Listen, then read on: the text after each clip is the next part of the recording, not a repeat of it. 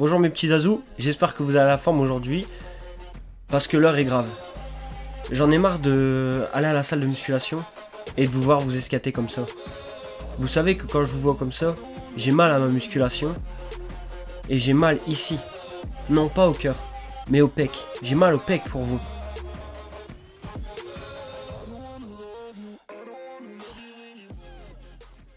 On est tous passés par le stade du pourquoi s'échauffer. De 1, c'est des séries en plus. Et de 2, je vais me fatiguer avant ma séance. Donc conclusion, c'est inutile. Sauf que quand tu vas aller niquer des mères au développé couché à 100 kg sans t'échauffer, et que tu vas te taper la rupture du pec, je peux te dire que ta position astrale en fœtus au shot, tu vas aller la faire. Je dis pas, j'ai été le premier à le faire à mes débuts. Donc je critique en aucun cas qui que ce soit. Mais comprenez-moi, que vous débutiez en muscu ou non d'ailleurs, mais que vous arrivez à la salle, vous chargez vos barres à je sais pas combien de kilos, et que vous entamez comme ça vos séries, je suis en train de me chier dessus, moi, sérieux. Vous voyez ça? Eh ben, c'est moi quand je vous vois le faire, justement. Donc, j'aurais pas trop envie que ça se reproduise, parce que moi, après, je peux vous dire que j'ai mal à l'anus. Encore en début de semaine. Pour raconter un peu ma vie.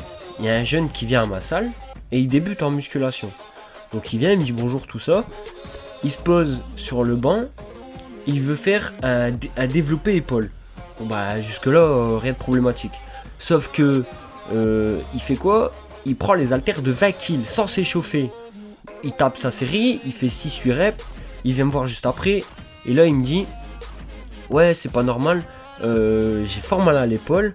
Je sens que ça fait froid ou j'ai l'impression que ça va lâcher.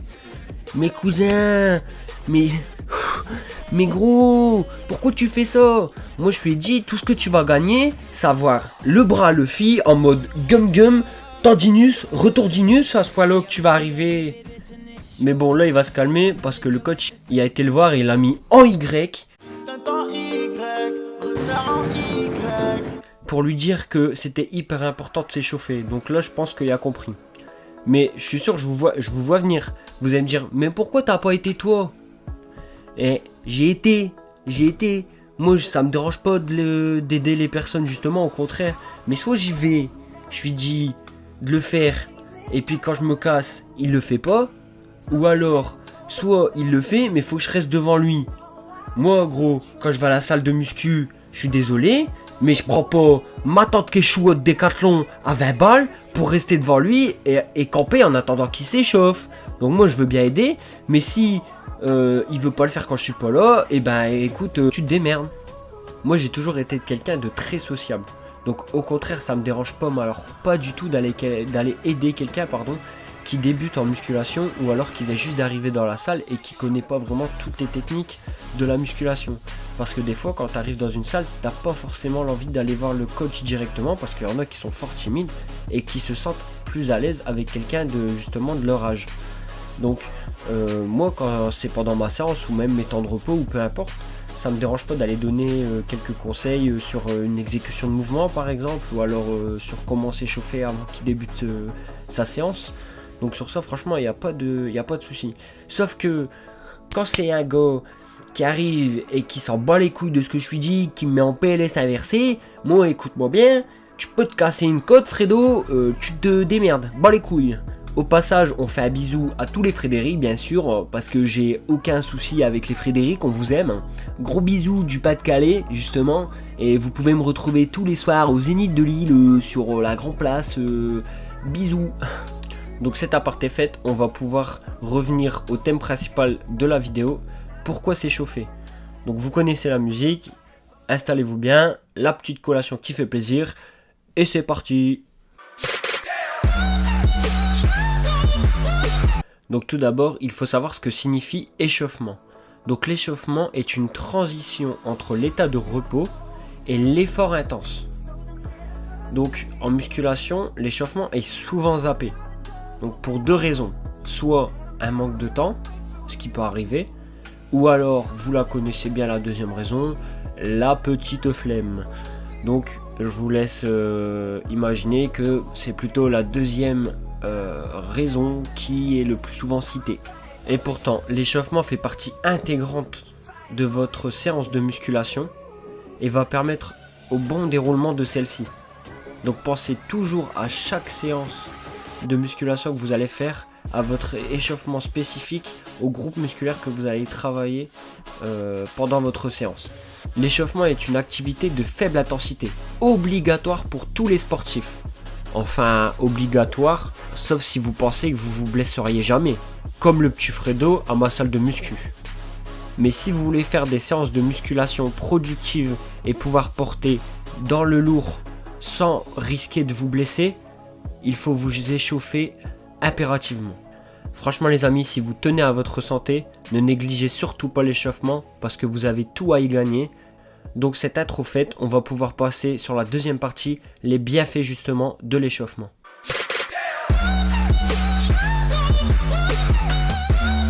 Bon déjà, comme son nom l'indique, s'échauffer va permettre d'augmenter la température générale du corps, ce qui va empêcher de surmener notre corps et de pouvoir porter plus lourd.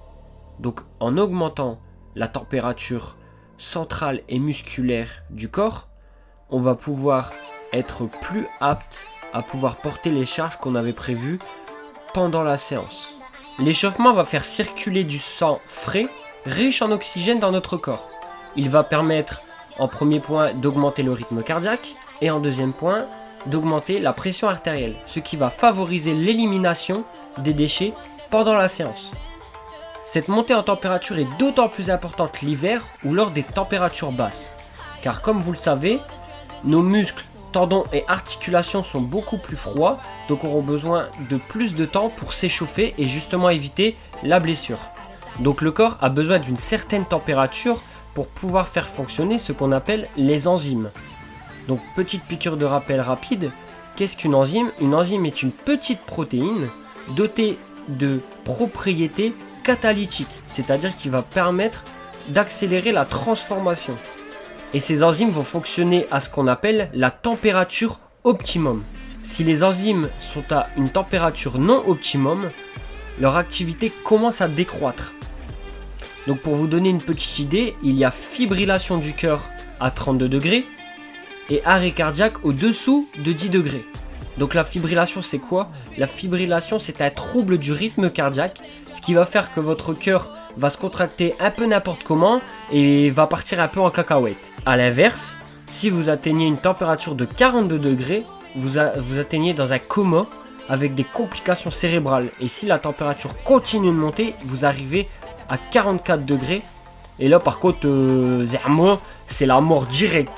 Mais je pense qu'on va peut-être pas parler de mort parce que c'est pas trop le sujet.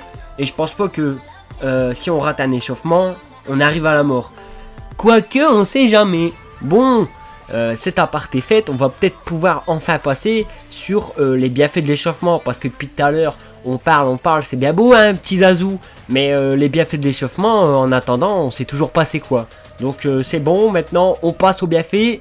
Promis, j'arrête de blablater, c'est tout de suite. Là, il va y avoir énormément de bienfaits justement par rapport à l'échauffement. Parce que tu te doutes bien qu'il n'y en aurait pas eu des bienfaits. Je l'aurais peut-être pas fait la vidéo. Tout d'abord, il va y avoir une diminution de la raideur musculaire et une augmentation de la mobilité musculaire et articulaire qui va permettre de réduire les risques de blessures pendant la séance. L'augmentation de la température musculaire qui va permettre un accroissement de la vitesse et de la force de contraction de nos muscles en intervenant sur l'influx nerveux et sur les enzymes responsables de la contraction musculaire et évidemment de nos muscles eux-mêmes. L'échauffement permet de préparer les systèmes cardio-respiratoires et vasculaires à l'effort en augmentant notre consommation d'oxygène, notre fréquence cardiaque et notre fréquence respiratoire également, ce qui va permettre d'avoir une meilleure endurance. On va avoir également une meilleure congestion et des meilleures sensations pendant la séance, mais aussi plus de force dû aux muscles plus chauds. Il va y avoir un réveil des terminaisons nerveuses et du système nerveux, ce qui va améliorer la contraction et la coordination des muscles échauffés. Ce processus est propre aux muscles échauffés et même aux mouvements que vous venez de faire par exemple. Il est donc important de s'échauffer sur chaque mouvement. On peut aussi retrouver le réveil des filières énergétiques qui vont produire justement l'énergie pendant la séance, une dilatation des vaisseaux sanguins, ce qui leur apporte de l'oxygène, de l'énergie et prépare l'évacuation des déchets provenant de l'exercice. C'est ce qu'on appelle l'acide lactique. Il va y avoir aussi un réchauffement et afflux du liquide synovial vers les articulations échauffées. Ce liquide sert entre autres de lubrifiant aux articulations. Les tendons s'échauffent ainsi, la circulation se prépare au niveau des articulations et leur souplesse augmente peu à peu. On va avoir une amélioration de la concentration pendant l'entraînement, ce qui va permettre une meilleure sensation et un mouvement de qualité dû à la concentration qu'on va pouvoir mettre sur l'exercice. Ça va réduire également la résistance du tissu conjonctif et ça va améliorer la souplesse du muscle qui pourra donc s'étirer beaucoup plus facilement, diminuant du même coup les risques de blessures dus à un mouvement rapide ou trop ample. Maintenant qu'on a cité justement les bienfaits de l'échauffement sur notre corps, on va pouvoir passer, vous vous doutez bien, au danger justement de ne pas s'échauffer. Donc on voit ça tout de suite.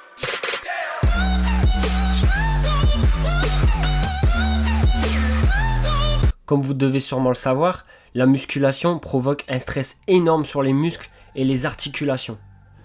Donc de toute façon les amis, vous allez savoir si vous vous êtes mal échauffé parce que pendant votre première série, on va prendre par exemple au développé couché. Si vous êtes mal échauffé avant justement cette série, vous allez avoir l'impression d'une barre vraiment lourde, pas de sensation, série très compliquée et un peu de douleur. Et justement à l'inverse, sur la deuxième série, vous allez avoir beaucoup plus de facilité à soulever la barre qui vous avez fait justement peiner pendant la première série. Et vous allez avoir l'impression qu'elle va être beaucoup plus légère et justement vous allez faire beaucoup plus de répétitions. Donc c'est là justement que vous allez savoir que l'échauffement n'a pas été correct et que normalement ça aurait dû être l'inverse qui se passe. Plus on avance en série, plus on a de mal et de sensations sur le long terme. J'ai pas précisé, mais quand je parlais de douleurs juste avant, je parlais des douleurs justement tendineuses et articulaires. Il faut savoir que plus vous êtes fragile au niveau articulaire bien sûr, plus vous êtes, on va dire, apte à recevoir des blessures au niveau articulaire et tout ce qui est tendinite. Donc il va falloir vous échauffer un peu plus que la moyenne pour justement éviter ce risque de blessure et de tendinite. Le deuxième point de danger est bien sûr l'âge. Plus vous allez être âgé, plus il va falloir exécuter votre échauffement progressivement.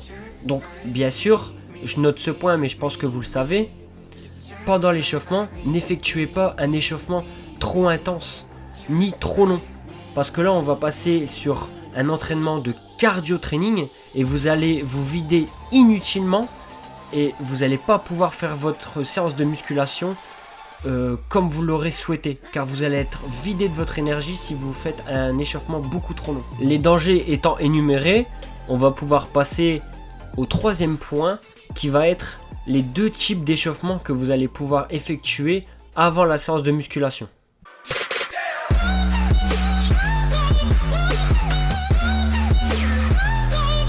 Le premier type d'échauffement qu'on va pouvoir relever est l'échauffement qu'on appelle global, ce qui va permettre un échauffement du corps, donc de la globalité. Donc on peut relever en termes d'échauffement le tapis de course, le rameur, mais également des exercices qui font chauffer plusieurs muscles de votre corps. Donc comme le squat ou le soulevé de terre, mais en très léger pour dire de vraiment échauffer le muscle. Le deuxième type d'échauffement que l'on peut relever est l'échauffement local, c'est-à-dire qu'il va permettre d'échauffer les muscles et les articulations que vous allez mettre à contribution durant la séance. Pour l'exemple de ce type d'échauffement, je vais prendre pour exemple le développé couché. On reste sur les bonnes bases, donc on va rester sur le développé couché. Donc s'échauffer localement, ça ne veut pas dire prendre la barre à vide de développé couché, faire 10 séries à vide et tout de suite entamer votre charge de travail, loin de là. S'échauffer localement, c'est-à-dire qu'on va devoir échauffer les muscles qui vont être mis à contribution pendant le développé couché. Donc c'est-à-dire que quand vous allez faire votre développé couché, vous allez devoir faire une série à vide de développé couché, mais également échauffer vos triceps, l'arrière d'épaule, le devant de l'épaule, ainsi que les avant-bras pour vraiment échauffer tous les muscles qui vont être mis à contribution pendant votre développé couché. Il faut juste que vous compreniez qu'il va falloir vous échauffer progressivement. Parce qu'on ne passe pas d'une barre de 20 kg à 100 kg en 2 minutes. Il faut savoir que l'échauffement musculaire prend quand même un peu plus de temps. Je vous vois venir encore une nouvelle fois, vous allez me dire ok c'est bien beau, tu nous as expliqué un peu tout ça. Mais au final, comment on s'échauffe? Eh ben j'y arrive. Donc on voit ça maintenant. Bon, il y a plusieurs façons de s'échauffer, mais je pense qu'au niveau de l'échauffement, on va à peu près tous se rejoindre au final. Dans cette vidéo, comme vous vous doutez bien, on va parler de mon échauffement, parce que c'est ma vidéo et que vous avez rien à dire. Comme vous le savez, on est tous uniques, donc on a tous notre propre morphologie. Donc quand je dis mon échauffement, on va parler un peu plus sérieusement, je dis ce qui marche pour moi. Mais comme on a tous une morphologie différente, vous savez très bien que ce système d'échauffement va pouvoir aller à certains comme être inefficace pour d'autres. Donc vous pouvez essayer cette technique d'échauffement, mais si elle ne vous convient pas, vous pouvez absolument en faire une autre. Et si vous vous échauffez pas,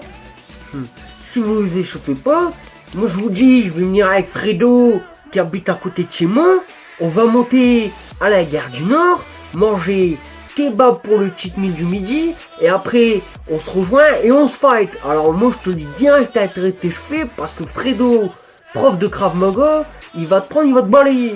Comme on change pas une équipe qui gagne, je vais vous expliquer mon échauffement quand je vais effectuer un développé couché. Comme ça on reste sur les bases et je suis sûr de bien vous expliquer. Donc qu'est-ce que je fais quand je vais effectuer un développé couché?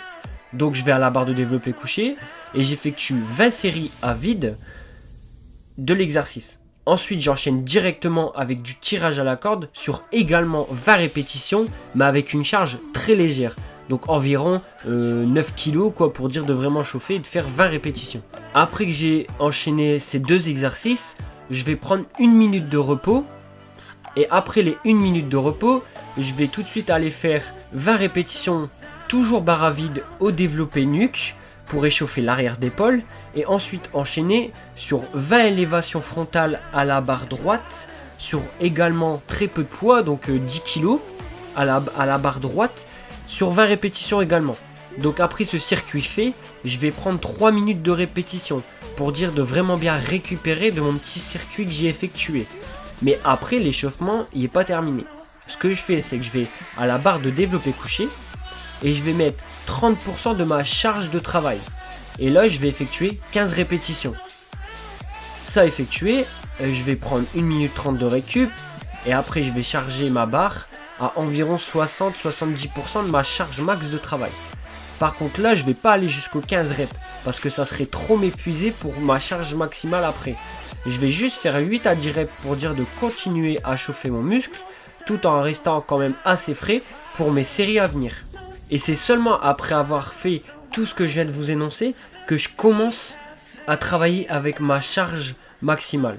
Donc où j'effectue mes 8, 10 ou 12 répétitions selon le programme de la semaine. Après, on va prendre pour exemple que je vais passer au développé incliné halter. Donc personnellement, qu'est-ce que je fais? C'est que je vais me rééchauffer le haut des pecs. Donc si je travaille avec une charge de 30 kg, je vais prendre les 12 kg ou 15 kg, on va diviser la charge par 2. Et je vais effectuer 15 à 20 reps. Juste pour dire de réchauffer un petit peu le haut des pecs et éviter les blessures au maximum. Après avoir fait ça, je reprends 2 minutes de repos et là je commence mes séries avec ma charge de travail. Par contre, pour les deux autres exercices qui vont me rester pour les pecs, je vais pas me rééchauffer parce que là ça serait vraiment trop me fatiguer. Et comme avec le circuit qu'on a fait plus le petit rééchauffement qu'on a fait pour le haut des pecs, le pec a été échauffé dans sa globalité. Donc on va pouvoir enchaîner les exercices sans se réchauffer à chaque exercice. Donc on va faire un petit récapitulatif très rapide et plus simplifié pour vraiment bien que vous compreniez. Donc on va prendre en deuxième exemple que je vais effectuer en premier exercice le rowing pour le dos. Donc pour le rowing, qu'est-ce qu'on va échauffer? On va échauffer l'arrière d'épaule, les trapèzes, les dorsaux, donc un rowing à barre à vide, le tirage horizontal en prise serrée et on va échauffer les biceps et les avant-bras. Donc en fait c'est pour vous dire que à chaque exercice que vous allez faire, il va falloir échauffer les muscles qui va être sollicité par cet exercice. Et à chaque fois que vous allez vous échauffer, il va falloir que vous gardiez ce schéma en tête. Chaque premier exercice que vous allez effectuer, vous allez penser aux muscles qui va solliciter et c'est ces muscles que vous allez échauffer pendant votre échauffement. Voilà mes petits azous, vous savez maintenant tout sur l'échauffement et surtout comment vous échauffer. Donc comme d'habitude sur la vidéo que j'avais fait sur l'arginine, j'espère que vous avez compris ce que j'ai voulu vous dire et que j'ai été le plus clair possible.